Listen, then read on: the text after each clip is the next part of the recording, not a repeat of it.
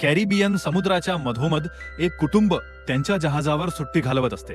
आई Julia पोहायला पाण्यात उडी मारते. आराम करताना तिला काहीतरी विचित्र जाणवते, पण आजूबाजूला काहीही दिसत नसल्याने ती विचार करते की कदाचित तिचा भ्रम असेल. काही सेकंदांनंतर तीच विचित्र अनुभूती पुन्हा येते. यावेळीही काहीही दिसत नाही, पण आता ती घाबरते आणि जहाजाच्या दिशेने पोहायला सुरुवात करते. तेवढ्यात अचानक कोणीतरी तिचा पाय ओढायला लागते आणि ती मदतीसाठी जोरजोरात ओरडायला लागते. तिची मुलगी कॅसी हेडफोन लावून म्युझिक ऐकत असते, त्यामुळे तिला काहीही ऐकू येत नाही. नवरा टॉम आणि मुलगा बेन मासे पकडण्यात व्यस्त असतात. जुलिया पाण्याच्या वर राहण्याचा प्रयत्न करते, पण तोंडात पाणी जाण्यामुळे ओरडणे कठीण होते.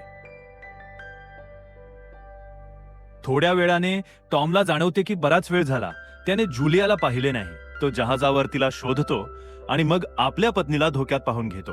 तो मुलांना हाक मारतो. जहाज त्या दिशेने घेऊन जातो आणि पाण्यात उडी मारतो. पटकन जुलियापर्यंत पोहोचून तिला सावरतो आणि जहाजाच्या दिशेने पोहतो. मुले दोघांना वर ओढतात. कुटुंब जुलियाला सावरते, पण जुलिया स्वतःला समजावते की कदाचित लाटांमुळे असे झाले असेल. रात्री सगळे मिळून बेनचा वाढदिवस साजरा करतात. कॅसीला तिच्या बॉयफ्रेंडचा कॉल येतो, तर ती लॅपटॉप घेऊन बाहेर जाते. व्हिडिओ कॉलमध्ये तिचा बॉयफ्रेंड दाखवतो की शहराच्या वर मोठमोठे काळे ढग दाटले आहेत. कॉल खराब होऊन बंद पडतो. कॅसी ही गोष्ट कुटुंबाला सांगायला येते, पण टॉम म्हणतो की कदाचित जमिनीपासून दूर असल्याने सिग्नल कमकुवत आहे. तेवढ्यात सर्वांना एक आवाज ऐकू येतो. ते सगळे बाहेर जातात आणि पाहतात की देवमाशांचा एक कळप जात आहे. टॉम समजावतो की देवमासे नेहमी पृथ्वीच्या चुंबकीय क्षेत्राला अनुसरतात, पण जेव्हा वादळ येते तेव्हा ते गोंधळून जातात.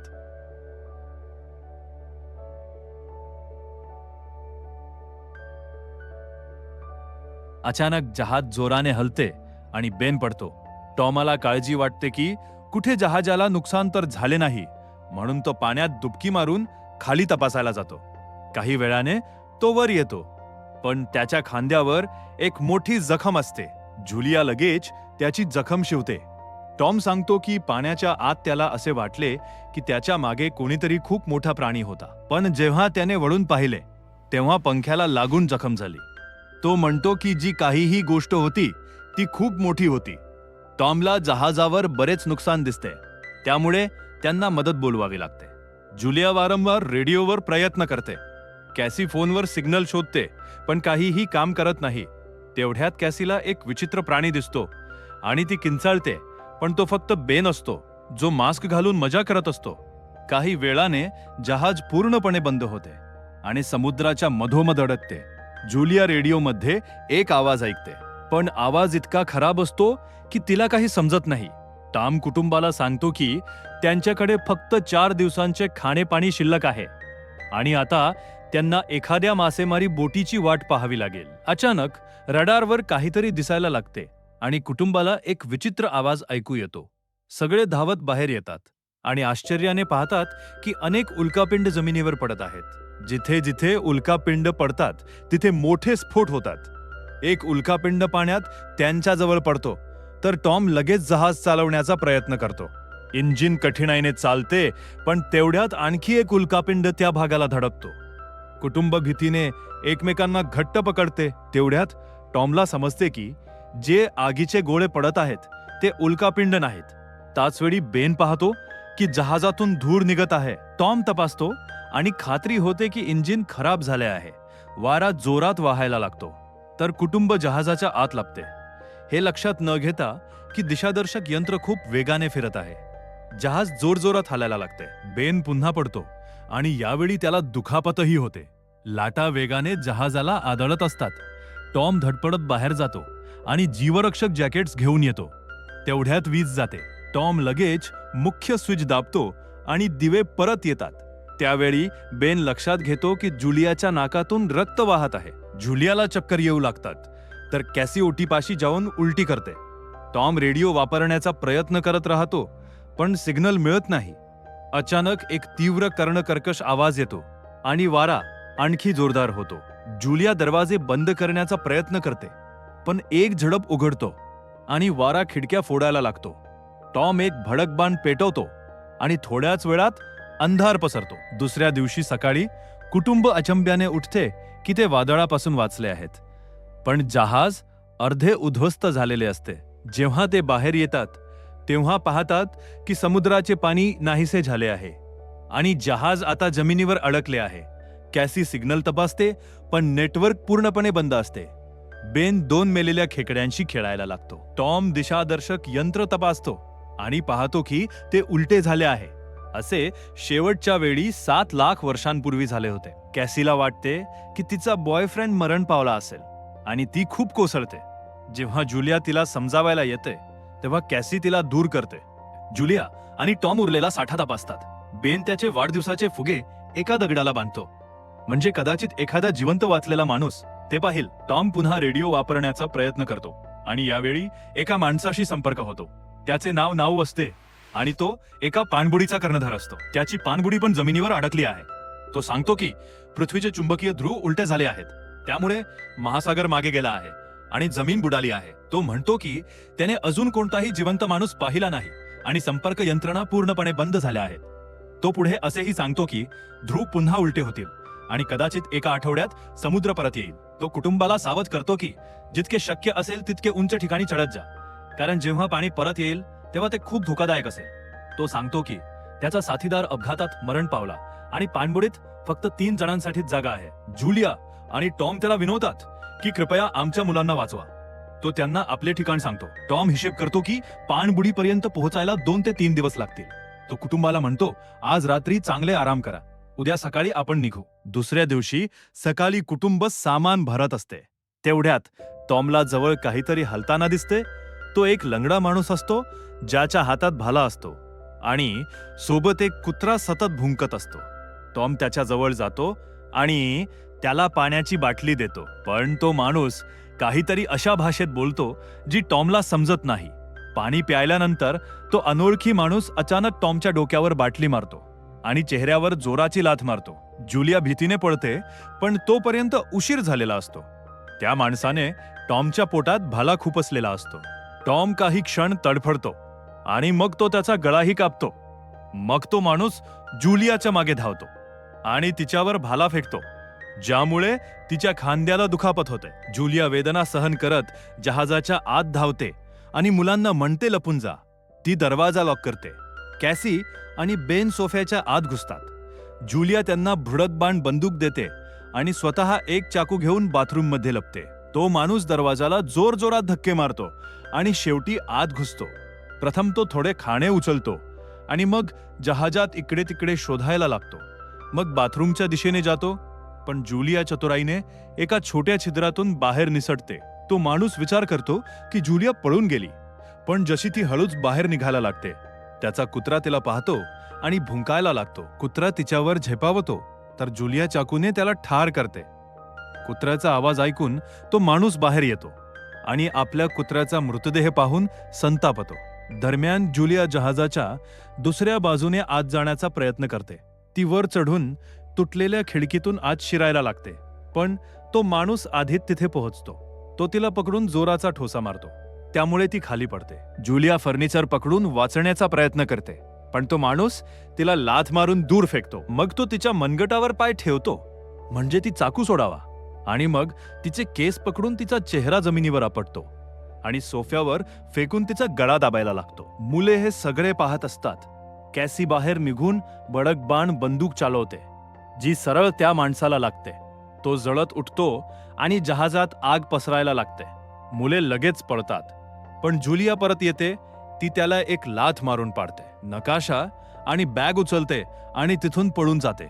बेन आणि कॅसी आपल्या बाबांजवळ जाऊन रडायला लागतात. जुलिया पण त्यांच्यासोबत बसते आणि तिघे मिळून अश्रूंनी टॉमला शेवटचा निरोप देतात.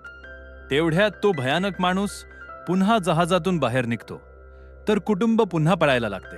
काही वेळातच जहाज एका मोठ्या स्फोटासह उडून जाते.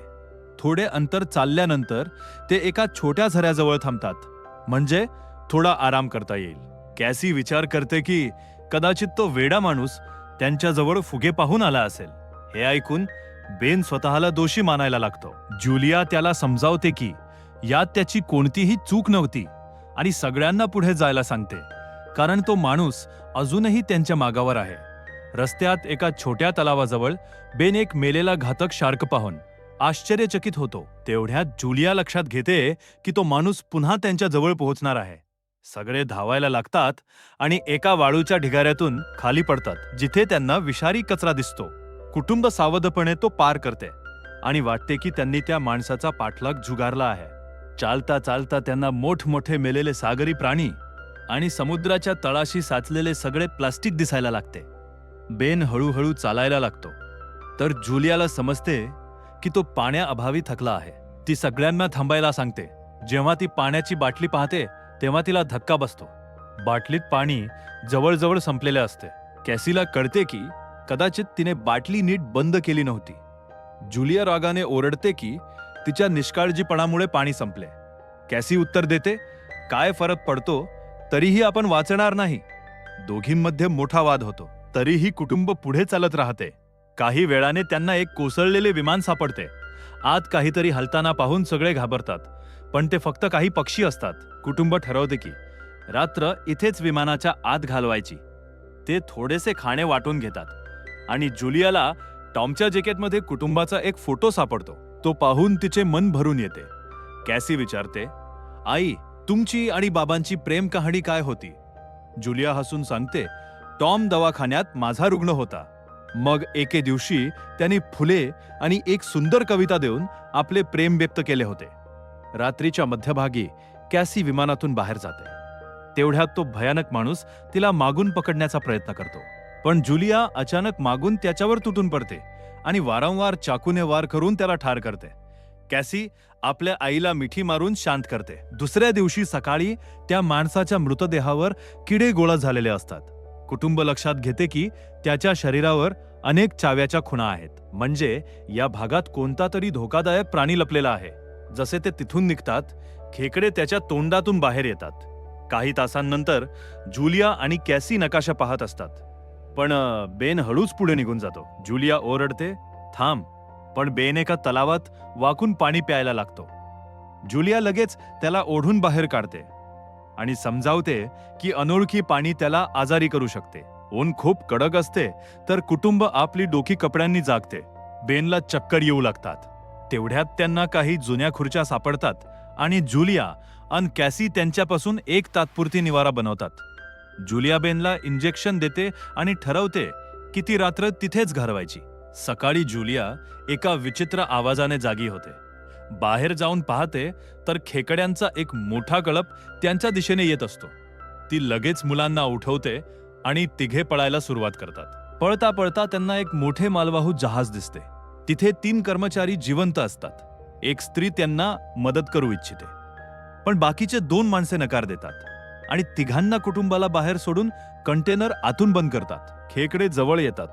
जुलिया मुलांना कंटेनरच्या वर चढवते. स्वतः चढायला लागते. तेव्हा खेकडे तिचा पाय जोरात चावतात. मुले तिला ओढून वर घेतात, नाहीतर ती खाली पडली असती. कंटेनरच्या एका छिद्रातून काही खेकडे आत घुसतात. कर्मचारी गोळीबार सुरू करतात, पण खेकडे त्यांच्यावर झडप घालतात आणि दोघांना ठार करतात. उरलेला एक माणूस छताच्या भोकापर्यंत पोहोचतो, पण खेकडे त्यालाही खाली ओढतात आणि तोही मरतो. जुलिया आपल्या जखमेवर पट्टी बांधते आणि बेशुद्ध होते. काही वेळाने ती उठते, तेव्हा स्वतःला वाळूच्या वादळात एकटी पाहते. ती घाबरून मुलांना शोधायला लागते. एका मेलेल्या बाईचे हत्यार उचलते आणि जोरजोरात ओरडते. कॅसी तिचा आवाज ऐकून परत येते आणि सांगते की ती आणि बेन मदत शोधायला गेले होते, पण कोणी मिळाले नाही. मग दोघी बेनला भेटतात, ज्याला एक उघडे कंटेनर सापडते, जिथे ते वादळ संपेपर्यंत राहू शकतात. जुलिया टॉमचे लायटर काढते आणि आपली जखम जाळून बंद करते, जे अत्यंत वेदनादायक असते. वादळ थांबल्यानंतर त्यांना आणखी एक कंटेनर सापडते, ज्यात भरपूर पाण्याच्या बाटल्या असतात. मृतदेह तपासताना त्यांना एक रेडिओ आणि एक बंदूक पण मिळते. जुलिया पाणबुडीशी संपर्क करते आणि सांगते की नकाशा हरवला आहे. यावर नाव सांगतो की त्यांच्यावर संधिपाद प्राण्यांनी हल्ला केला होता. ते आता खूप वेगवान प्राणी बनले आहेत, जे जास्त ऑक्सिजनमुळे पूर्णपणे बेभान झाले आहेत. आता नाव कुटुंबाला घाई करायला सांगतो, कारण त्याच्या यंत्रांनी हिशेब केला आहे की समुद्र अपेक्षेपेक्षा अधिक लवकर परत येईल आणि त्यांच्याजवळ फक्त काही तास शिल्लक आहेत. तो एक भडक बाण सोडतो आणि कुटुंब त्या दिशेने चालायला सुरुवात करते. लांब चालल्यानंतर कुटुंबाला एक मोडकी शौचकूप सापडते, जिथे बेन लघवी करतो. आता ते शेवटी पाणबुडी जवळच पाहतात, पण तिथे पोहोचण्यासाठी त्यांना एक मोठा खडकाळ रस्ता पार करावा लागेल. जसे ते त्या रस्त्यातून जातात, भिंती हलायला लागतात आणि दगड पडायला लागतात, ज्यामुळे एक भयानक दगड कोसळ होतो. जुलिया लगेच आपल्या मुलांना बाजूला ढकलते आणि स्वतःही मागे सरकते, म्हणजे दडपली जाऊ नये. आता दगडांची एक भिंत त्यांच्यामध्ये आली आहे. जुलिया मुलांना म्हणते की ते तिच्याशिवाय पुढे जावेत, पण कॅसी नकार देते आणि आग्रह करते की तिच्या आईने चढण्याचा प्रयत्न करायला हवा. खूप वाद आणि भांडण झाल्यानंतर जुलिया वचन देते की ती नंतर आपल्या मुलांना शोधून काढेल. नाईलाजाने कॅसी आपल्या भावाला घेऊन पुढे जाते. मुले खडकाळ रस्ता चढून पाणबुडीच्या दिशेने धावतात, पण तिथे पोहोचून पाहतात की नाऊ बाहेर रक्तबंबाळ पडला आहे. तो समजावतो की त्याच्यासाठी सगळे संपले आहे आणि आता मुले पाणबुडी घेऊ शकतात. हे लक्षात येऊन की एक जागा उपलब्ध असेल, कॅसी परत आपल्या आईला शोधायला धावते. तेवढ्यात जुलिया खेकड्यांना येताना पाहते आणि ती गोळीबार सुरू करते. काही खेकडे ती मारून टाकते, पण कळप खूप मोठा असतो आणि सगळ्यांशी लढणे कठीण होते. त्याचवेळी कॅसी भिंतीच्या वर दिसते आणि हात पुढे करते, तर जखमी पाय असूनही जुलिया वेगाने चढायला सुरुवात करते. कॅसीच्या मदतीने ती दुसऱ्या बाजूला पोहोचते आणि दोघी एकत्र पाणबुडीच्या दिशेने धावतात. बेन आधीच वर उभा असतो आणि आग लावतो, म्हणजे खेकडे विचलित राहतील तोपर्यंत कुटुंबावर चढेल. खेकडे नाऊच्या शरीरापर्यंत पोहोचताच लगेच त्याला खाऊ लागतात. जुलिया बंदूक उचलते आणि गोळीबार सुरू ठेवते, तोपर्यंत मुले आत जातील. जेव्हा ते सुरक्षित होतात, जुलियाला समजते की गोळ्या संपल्या आहेत, तर ती बंदूक खेकड्यांवर फेकते आणि आपल्या मुलांसोबत आत जाते. कुटुंब झडप घट्ट बंद करते आणि खिडकीतून खेकड्यांना पाणबुडीच्या चहूकडे पाहते. याच वेळी समुद्र परत येतो, तर तिघे लगेच आपल्या आसनावर बसून पट्टे लावतात आणि एकमेकांचा हात पकडतात. वेगवान लाटा पाणबुडीला जोरजोरात तिकडे तिकडे फेकायला सुरुवात करतात, ज्यामुळे जुलियाला संपूर्ण प्रवासाचे दर्शन होऊ लागते आणि कॅसी उलटी करते. लवकरच तो कर्णकर्कश आवाज परत येतो आणि कुटुंब बेशुद्ध होते. काही वेळाने जुलिया आणि मुले शुद्धीवर येतात आणि स्वतःला जिवंत पाहून आनंदित होतात. ते झडप उघडून बाहेर निघतात आणि पाहतात की लाटांनी पाणबुडी एका उद्ध्वस्त शहरात आणून टाकली आहे. म्हणजे आता जिवंत राहण्याची आणि नवीन जीवन सुरू करण्याची आशा आहे. आणि इथेच चित्रपट संपतो. चॅनलला सबस्क्राईब करायला विसरू नका आणि बेल आयकॉन नक्की दाबा, म्हणजे तुम्हाला असेच मजेदार व्हिडिओ मिळत राहतील. पाहिल्याबद्दल मनापासून धन्यवाद.